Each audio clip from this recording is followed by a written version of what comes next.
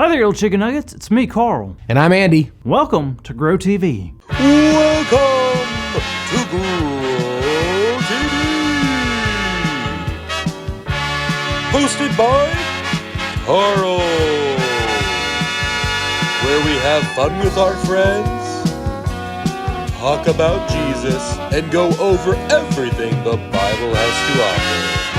Now once again, welcome to Grow TV. I can't wait. Hey, Carl. Hi, Andy. How are you? Good. I'm good.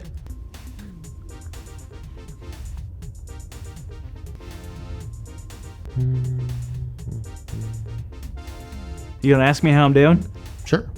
How are you? I'm so good. I'm so excited. Excited? Excited for what? I thought it was obvious What? that I would be searching for the most elusive and sought-after creature on the planet. Tony the Tiger?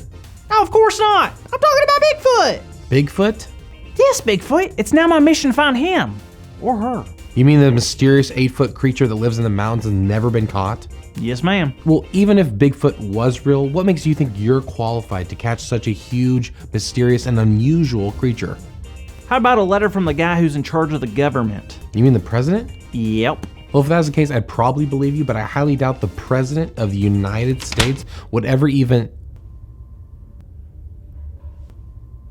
Wait, that letter's from the... President of the United States asking me, Carl, to lead the search for Bigfoot. Wow, Carl, I'm blown away. I'm sorry I doubted you. That's crazy. No worries, Andy. I know it must have seemed pretty unusual. And that's our theme. Yeah. Yeah, you definitely pulled a David on me. Yeah, sure. Wait, a David? What does that mean? Well, the story of David when he was anointed as king, it was very unusual for many reasons. Oh, in what ways? Well, let's look in 1st and 2nd Samuel. A David was a king, right? He was one of the most famous. Well, who was the king before David? Good question. He was a man named Saul. Oh, I remember him. He was the first king Israel ever had. That's right, but unfortunately, Saul was not a very good king.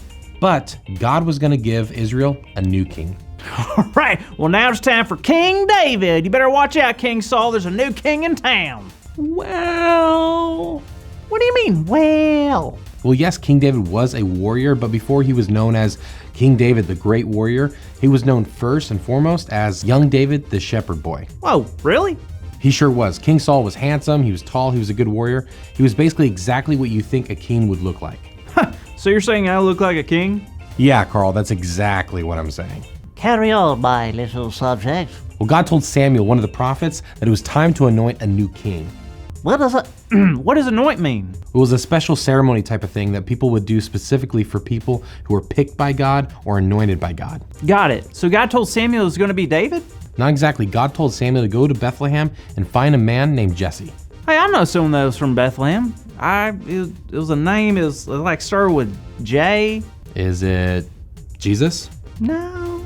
Okay, you keep thinking about it. Anyway, when Samuel got to Bethlehem, he found the man named Jesse, and he found all of his sons, except for the youngest son, and his name was David. But David wasn't there. What was he doing? Like I said before, he was a shepherd, so that means he was out taking care of the sheep. Awesome. So what happened next? Well, when Samuel realized that none of the sons there were the ones that he was sent by God to anoint, he asked Jesse if he had any more sons. So they went and got David? They sure did, and when Samuel met David, he knew that he was the one that God wanted to be the next king. That's so cool. So that's the end of the story? Not even close. You see, David was around 15 years old when he met Samuel. Wait, what? 15 years old? A king can't be 15 years old? That's a child. That's a baby boy, Andy. That's what made this so unusual. Not only was David really young, but he was the youngest son, and he wasn't even a warrior like Saul. He was just a boy who took care of sheep. And he's going to lead the whole kingdom of Israel? Yep, and this was just the beginning of the amazing story of King David. He became the greatest king in the Bible and a man after God's own heart. Jesus. Oh, right, the greatest king after Jesus, of course, yeah. No, I remember now. Jesus was born in Bethlehem, so... No way. Okay, you're right. But how's that possible? Were they related? As a matter of fact, Carl, they are, and Jesus was born into the family line of David. Wow, that's unreal. There's so much about David that I didn't know. Well, good for you. We'll be talking about David all month long, but you know what, Carl? What?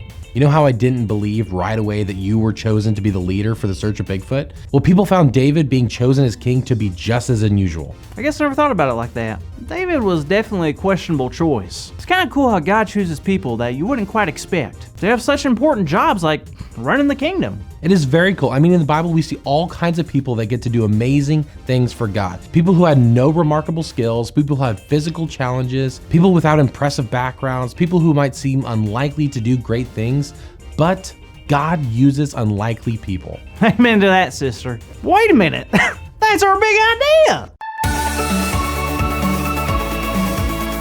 Today's big idea is God uses unlikely people. So let's say it out loud on the count of 3. 1, 2, 3. God uses unlikely people. Yeah. Good job, everyone. Andy? So I'm curious, About what? how do you expect to find a Bigfoot? Andy, one does not find Bigfoot. Bigfoot finds you. Okay, and how will Bigfoot find you? I will be using the Bigfoot call, of course. Oh, how do you do it? Let me show you. So basically, you have to put your thumbs kind of like that, gently cup your hand, and you just kind of like it's a tight squeeze, but not like too tight. Just kind of like and you just kind of you open it up a little, and you just go, "Here, Bigfoot. Here, Bigfoot."